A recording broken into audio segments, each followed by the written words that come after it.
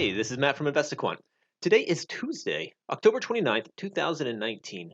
Yesterday, the ES and the NASDAQ both put in new all-time closing highs. And because of that, we've got a pattern that is showing up today and analyze, which is day after a 50-day high close.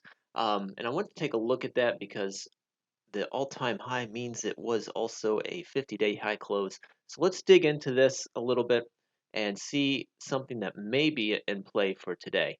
So the first thing I'm going to do is look at only day after a 50-day high close going long on the open the following session.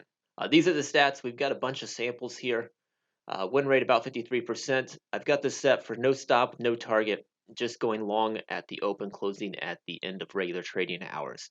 So looking at the equity curve, that's not all that attractive. Stats are nothing to be excited about. But there is one additional piece of information that can really make a difference in this day after 50-day high close. And I want to show that to you. And that is simply the opening direction. So currently, the market's sold off a little bit in the overnight session. Fairly quiet session, but we are trading a bit lower. So I'm just going to click down gap and view results again, and we'll look at going long when gapping lower after a 50-day high close. When you do that, stats get quite a bit better. Equity curve gets much smoother. Some little choppy areas, but the general bias has been favored when gapping down and going long after a 50-day high close. Now, if we change this opening filter to gapping up and run it again, still going long, you'll see it's been pretty weak. So the simple opening direction filter being added to this pattern of day after 50-day high close makes a pretty significant impact historically on what the results are.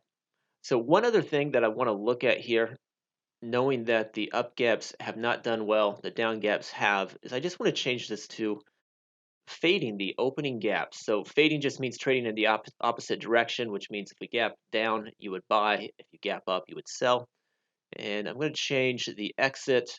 We're just going to make it a gap fill trade. So looking for exiting at the prior day's closing price. And I'll throw a stop on here. I'll keep it 50% of the 5-day ATR. Today, that would be roughly about 10 points in the ES.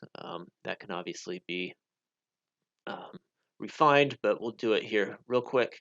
And I'm going to make sure that the minimum gap, let's say it's $100, just so we're not looking at the gaps that are basically opening unchanged. So that's at least 2 points in the ES. Hit view results, and here you go. There's the equity curve for fading all gaps at least 2 points in size in the ES after a 50-day high close.